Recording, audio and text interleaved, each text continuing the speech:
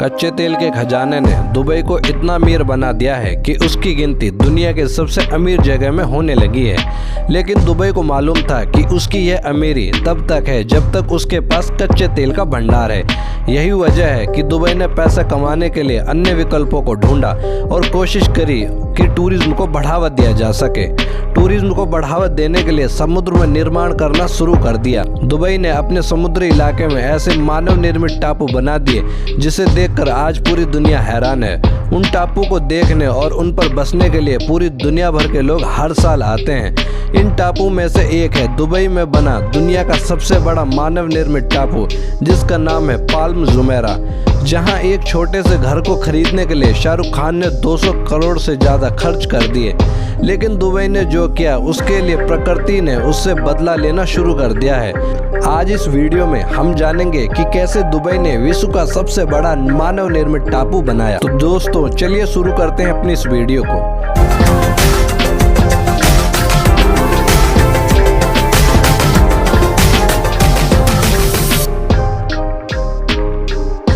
दोस्तों यह तो आप जानते होंगे कि खाड़ी देशों के पास जितना भी धन है उन सभी धन का माध्यम सिर्फ और सिर्फ कच्चा तेल है।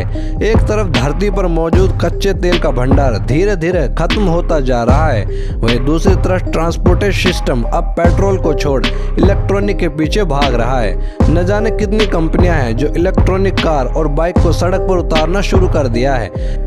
यह सब देखते हुए दुबई को इस बात की समझ आ गई थी कि समय रहते अगर उसने अपनी कमाई के लिए किसी और विकल्प को नहीं ढूंढा तो वह दिन दूर नहीं जब दुबई की गिनती फिर से किसी गरीब जगह के रूप में होने लगेगी। दुबई ने इस विषय पर अच्छे से सोचा और उसे एकमात्र तरीका यही समझ आया कि क्यों न दुबई को दुनिया का सबसे बेहतरीन टूरिस्ट स्पॉट बना दिया जाए। एक ऐसी जगह जहां से पूरी दुनिया भर के लोग यहां घूमने आए। लेकिन दुबई के पास सिर्फ दो ही जगह थी, एक रेगिस्तान और दूसरा समुद्र। दुबई ने पूरी दुनिया से अलग सोचते हुए रेगिस्तान की जमीन को छोड़कर अपने समुद्री इलाके का इस्तेमाल करने का सोचा और 1990 के दशक में ही समुद्र के ऊपर मानव निर्मित टापू बनाने की योजना बना ली। समुद्र की लहरों के बीच इंसान के रहने के लिए किसी टापू को बनाना कोई छोटा मोटा काम नहीं था। इसके लिए दुनिया के सबसे बेहतरीन इंजीनियर्स की टीम को इस प्रोजेक्ट पर शामिल किया गया।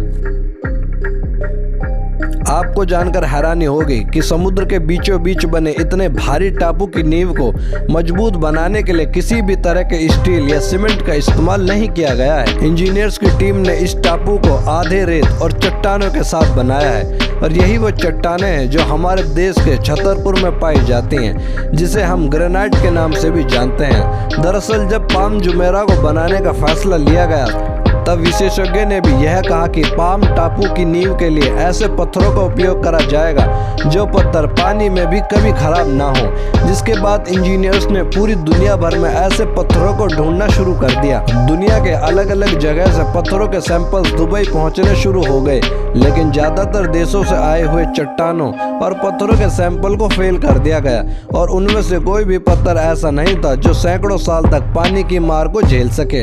इसके बाद हिंदुस्तान के मध्य प्रदेश के छतरपुर जिले के पत्थरों को सैंपल के तौर पर दुबई भेजा गया। आपको जानकर हैरानी होगी कि छतरपुर वाले पत्थरों को वहां के इंजीनियर्स ने पहले ही टेस्ट में पास कर दिया। जिसके बाद दुबई ने भारत से पत्थरों को मंगवाना शुरू कर दिया। उसके तुरंत बाद छतरपुर में दुबई के उस भारी मांग को पूरा करने के लिए पत्थरों की कटाई शुरू हो गई और जब सभी पत्थर पूरी तरह से तैयार हो गए तब उन पत्थरों को छतरपुर से सबसे पहले गुजरात में भेजा गया। उन पत्थरों का आकार 25 से 30 फीट था और हर एक पत्थर का वजन 35 से 40 टन का था। यही वजह है कि इतने अधिक मात्रा में पत्थरों को सिर्फ गुजरात तक पहुंचने में ही 2 महीने से ज्यादा का वक्त लग गया था। जिसके बाद गुजरात के बंदरगाह से जहाज के द्वारा उन पत्थरों को दुबई तक पहुंचाया गया। आज भी पाल्म टापू छतरपुर जिले से भेजे हुए ग्रेनाइट के पत्थरों पर ही अपनी नींव को जमाए हुए है। जब पाम टापू की नींव तैयार हो गई तब शुरू हुआ उसमें रेत भरने का सिलसिला। आपको जानकर हैरानी होगी कि दुबई खुद रेत के टीले पर बसा हुआ है। इसके बावजूद भी पाम टापू को बनाने के लिए रेत को कहीं और से मंगवाया गया। इंजीनियर्स का कहना था कि दुबई में जो रेत है वह पानी में घुल जाती है और इतने बड़े टापू को दुबई में मौजूद रेत के द्वारा कभी भी पूरा नहीं करा जा सकता। जिसके बाद फारस की खाड़ी से रेत निकालने का फैसला किया गया और फिर 120 मिलियन क्यूबिक मीटर रेत को फारस की खाड़ी से बाहर निकाला गया। फारस की खाड़ी से रेत निकालने के बाद संयुक्त अरब के हजारों पहाड़ों से 70 लाख टन से ज्यादा पहाड़ी चट्टानों को खोदकर निकाला गया। यानी 120 मिलियन क्यूबिक मीटर रेत और 70 लाख से भी ज्यादा चट्टानों को भरकर समुद्र के भीतर एक जमीन तैयार कर दी। आसान शब्दों में कहें तो यह चट्टानें और रेत इतना ज्यादा हो गया कि आप पृथ्वी की गोलाई पर 2 मीटर ऊंची दीवार 3 बार बना सकते हैं। इंजीनियर्स बताते हैं कि जब इस द्वीप का निर्माण शुरू हुआ तो सबसे पहले 11 किलोमीटर लंबा इसका चांद जैसा बाहरी हिस्सा बनाया गया ताकि अंदर का पाम टापू समुद्र की लहरों और तेज हवाओं को सहन कर सके। और जब टापू बनाना शुरू करा गया तो इंजीनियर सैटेलाइट के द्वारा इसकी तस्वीरों को देखते थे कि टापू ठीक से बन रहा है या नहीं। वे सभी टापू पर लगातार सैटेलाइट के द्वारा नजर रखते थे ताकि इस द्वीप के आगे वाले हिस्से का निर्माण सही से किया जा सके, क्योंकि अगर कोई भी गलती हो जाती है तो उस गलती को सुधारना बहुत ज्यादा मुश्किल हो सकता था। एक तरफ जहां ऊपर से सैटेलाइट के द्वारा नजर रखी जाती थी, वहीं समुद्र के अंदर सैकड़ों गोताखोरों की टीम लगातार नजर बनाए रखती थी कि द्वीप की जमीन कहीं खिसक तो नहीं रही या कहीं से रेत फैल तो नहीं रहा।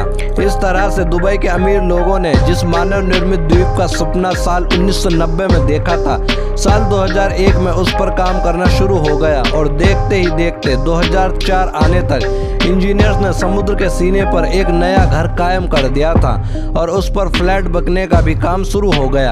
जिसके बाद उस मानव निर्मित द्वीप पर साल 2006 में बिल्डिंग्स बनाने का काम शुरू हुआ और साल 2007 में उस द्वीप पर पहला व्यक्ति आकर बस गया। अब तक उस द्वीप का 20 साल का समय बीत चुका है।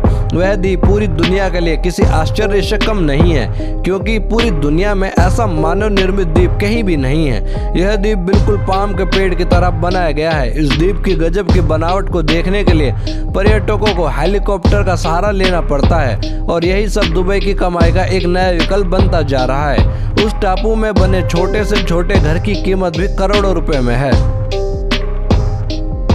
लेकिन दुबई ने जो प्रकृति के साथ जो छेड़छाड़ करी है उसका बुरा असर दिखना शुरू हो चुका है। एक तरफ दुनिया की आबादी तेजी से बढ़ रही है और लोग अच्छी जिंदगी जीने के लालच में शहर की ओर भागे जा रहे हैं। शहर की आबादी लगातार बढ़ती जा रही है और ऐसे में सबसे बड़ी समस्या उन शहरों को सामने खड़ी हो रही है जो समुद्र के किनारे बसे हुए हैं। लेकिन नई तकनीक आने के बाद इंसान के लिए समुद्र कोई समस्या नहीं बल्कि एक नया विकल्प है। दुनिया भर के अमीर शहर अब समुद्र पर इंसानों के रहने के लिए जगह बनाना शुरू कर चुके हैं, मगर अपनी जरूरतों के लिए समुद्र को चुनौती देने वाले इंसान दुनिया भर के कई जीव जंतुओं की जिंदगी के लिए खतरा बन गए हैं। कई विशेषज्ञों का कहना है कि जब से समुद्र में इंसानों ने दखल देना शुरू कर दिया है उसके बाद से कई समुद्री जीव विलुप्त होने के कगार पर पहुंच गए हैं। दुबई का पाल्म जुमेरा चाहे जितनी भी मजबूत बनाया गया हो, लेकिन यह लगातार पानी में डूबता जा रहा है। दुनिया भर के कई रिसर्चर्स का कहना है कि पाम टापू हर साल 0.2 इंच की दर से समुद्र में डूबता जा रहा है और वहीं दूसरी तरफ इतने अधिक दबाव की वजह से जब भी कभी समुद्र के अंदर की जमीन हिलेगी तो पता नहीं उस वक्त उस द्वीप पर रहने वाले इंसानों के साथ क्या होगा। दोस्तों, ये जानकारी आपको कैसी लगी और इंसानों के द्वारा समुद्र पर बनाए गए टापू के बारे में आप क्या सोचते हैं, हमें कमेंट कर जरूर बताएं।